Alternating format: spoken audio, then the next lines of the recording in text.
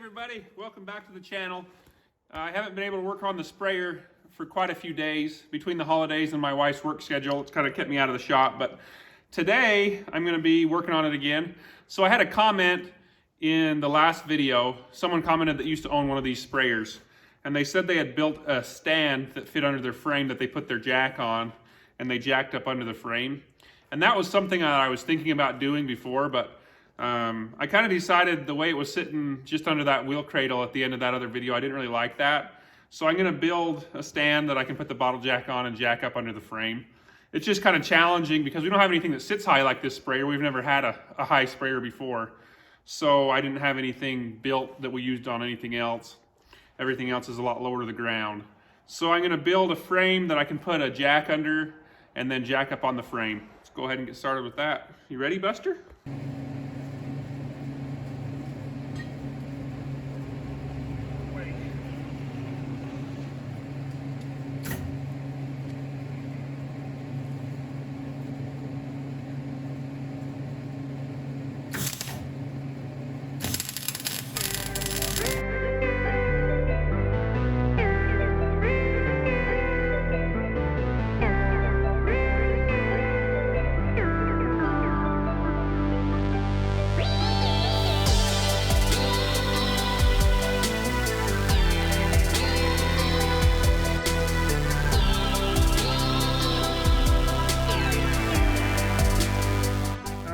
I was a little short on metal, so I wasn't quite able to build it exactly how I wanted. It's not as wide as I would have wanted it to be, but I'll make sure I set everything up safely so that I have a couple options as far as supporting the weight.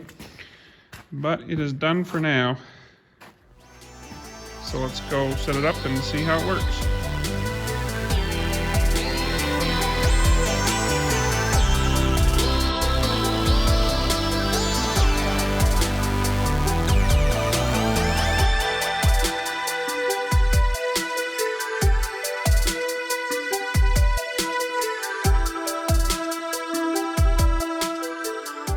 Do a little bit more support in the middle, just not quite enough there. It was flexing a little bit, so I'm going to strengthen the center there right under the jack and then try it again.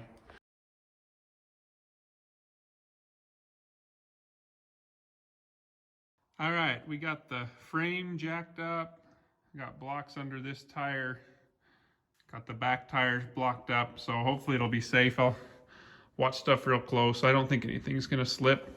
So now it's time to get that tire off.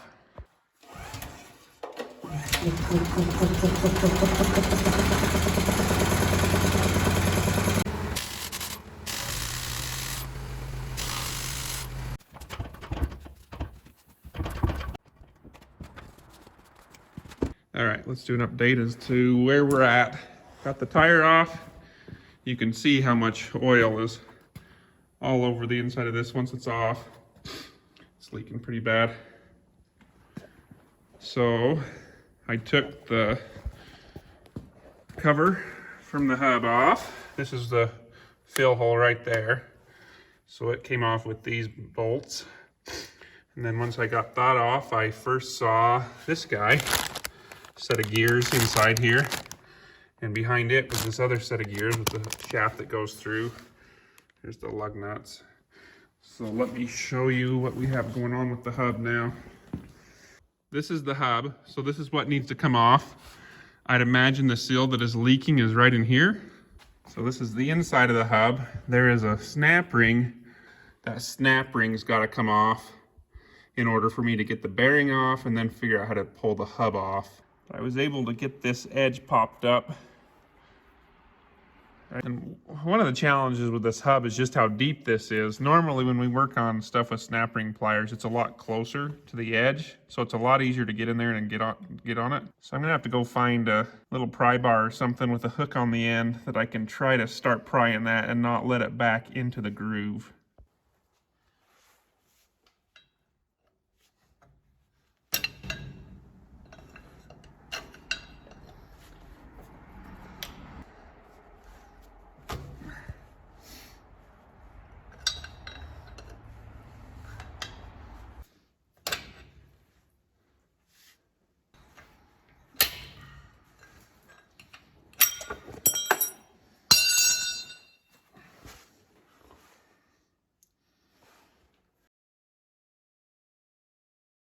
That was by far the worst snap ring I have ever had to get out.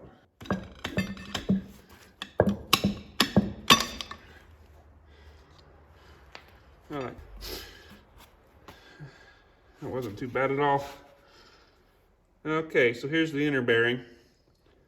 So since I don't have a repair manual for this thing, I didn't want to miss any obvious stuff that needs addressed. So I asked a question on a Facebook page I'm a part of called Spray Kings. Great resource for anyone who wants to learn more about sprayers or have questions about sprayer stuff. Some of the people mentioned make sure to pop all these caps off because there's bearings in here. And down here, I'm assuming there's going to be a bearing on this side and a bearing on this side. So next up is to pop off those caps and see what we got going on there. And I'll show you something else while I'm here. So this tie rod end on the steering has got a lot of play in it. So hopefully I can get that part and firm that up. It's actually something you can feel when you're driving it through the steering wheel. You can feel this play in this, but I didn't know exactly where it was coming from until I had this up in the air and it didn't have any weight on it and I could wiggle it back and forth.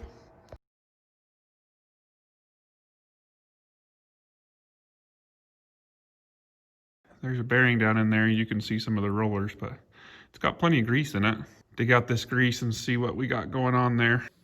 And as I spin that off, I'm guessing that this whole assembly is going to drop out. So I got my cherry picker back here and I'm going to put a chain on it and chain this stuff up. And because I was losing my backup support system, I have modified my stand. So I put these braces there, two in the middle section, and then I put these legs that extend out, so it makes it a lot more stable. I felt a lot better about it this way. All right, let's see if I can keep this thing from getting away from me. I got it chained up. I think it's good. See what happens when we take this nut off. Man, that grease is tacky. Doesn't help that it's cold, but I used some good grease in this. Never put it together last. Okay, let's see if it'll drop down.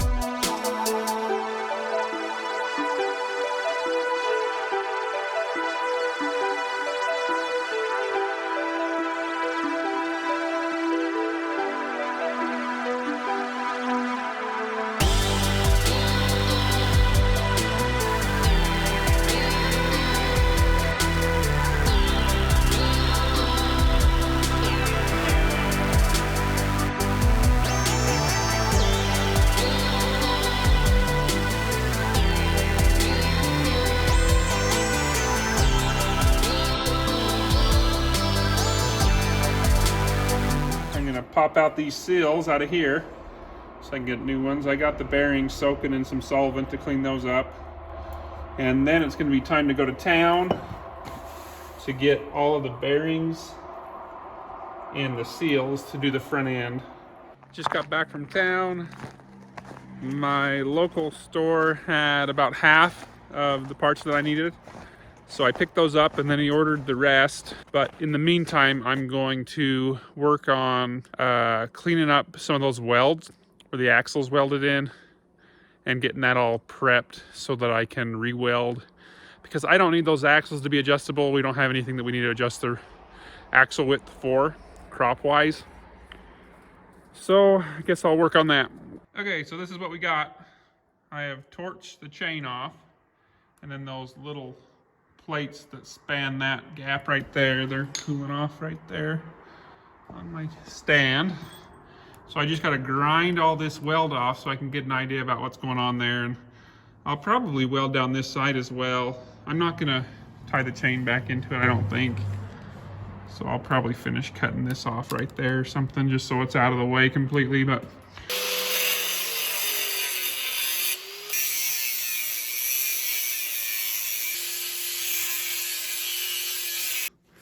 and I guess I'll try to find something I can put in this gap to act as a bridge between those two layers. The other thing I learned was right here, where I thought I was going to just work right down this side. This inside layer is actually plastic, so it's probably there from when the axle would adjust to help things slide easier. So that's a big old gap. I understand now why they bridged from here to there. I think I can lay some metal in there in that gap though, and lay it across this and weld from here to here still. I think I found what I'm going to use for the side here. I got this round bar. Hold the camera back so you can see it a bit there.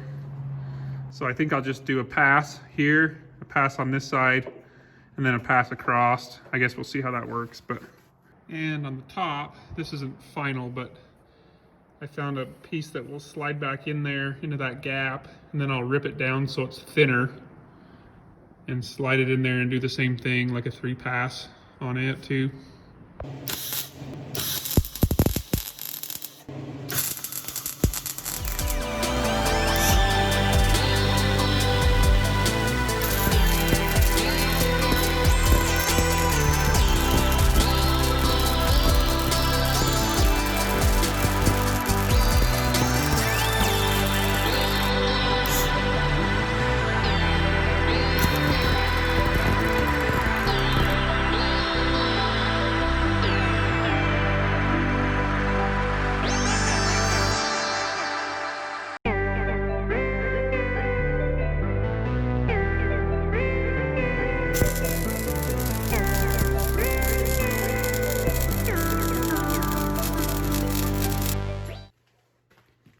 Here's what the other side looks like. And the top isn't very pretty, but I'll show you anyways. Definitely not my prettiest welding.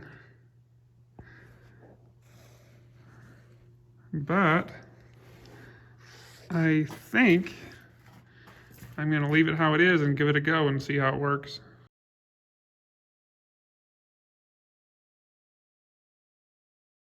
One of the challenging things of doing this for the first time and not having like a repair manual or anything is to know what preload needs to be on these bearings. So that just means basically I don't want to over tighten this nut because it's going to put too much tension on the bearings and it's going to make them run hot and they'll fail prematurely. But at the same time, you don't want it too loose or this assembly is going to have play in it and slop that you don't need. So it's kind of finding that right balance. So I took a picture before I took it apart and it actually tightened up, and then I backed it off a teeny bit, and there is pretty much exactly the same amount of threads showing on this spindle as there was before. So what you do is this little nut has slots in it, and so you line up the slot with these little tabs on that washer that locks it down, and then you bend one of those tabs up into this slot, and that keeps this nut from backing off or from, well, I can't imagine it would ever over tighten, but basically it keeps it from backing off. So I'm just gonna get a little screwdriver and pry that tab up into that slot. Cap is on. I did put a bead of gasket maker around this. There was some orange gasket maker on it when I took it off. So I wonder if when someone took it off before, if had been some moisture in there. I did notice this cap had some rust on the inside, which is an indication that moisture had been in there. So I decided I'd just put a little bit of silicone around the edge here. You want to make sure that you tighten this in far enough to seat the bearing all the way. And like on this one where it had pressure from the side, it tightened in a lot harder than it should have. But now that it's seated all the way, once it's in all the way, then you can move this with your hand. I'm not going to move this because I have it set where I want. It'll spin all the way off by hand now because that bearing's seated in there and the bearing's not popping out.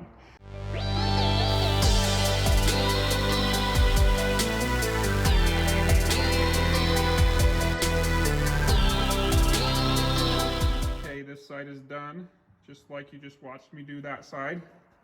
So now it's time to tackle the hub. Okay, so this is the most important seal so far because this one goes in oil. So it's the one that really has to sit well on the hub, and it spins around and around, so it's really got to have a tight seal in order not to leak. So I got a little bit of 90 weight gear oil here. I'm just going to put a little bit on the inside here where the seal goes, on the race where the bearing sits.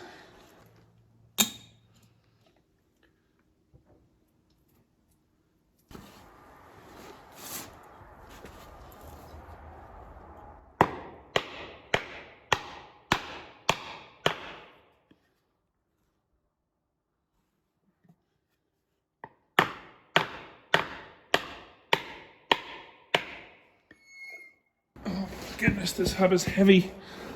Holy cow. Woo!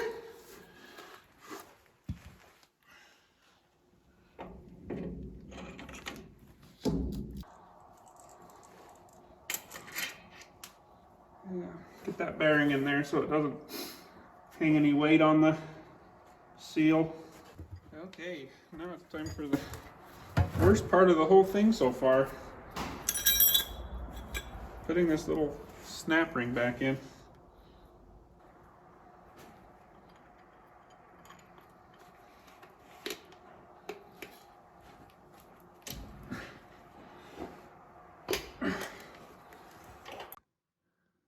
Okay, I got it pushed on, so heaven forbid I have to take that out anytime in the near future.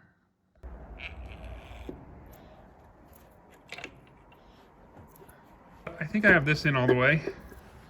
So let's get the outer one and put it on. So I hope that I'm lining these up right. I marked where these numbers were and where these pins were. So I put it back how it was when I took it out.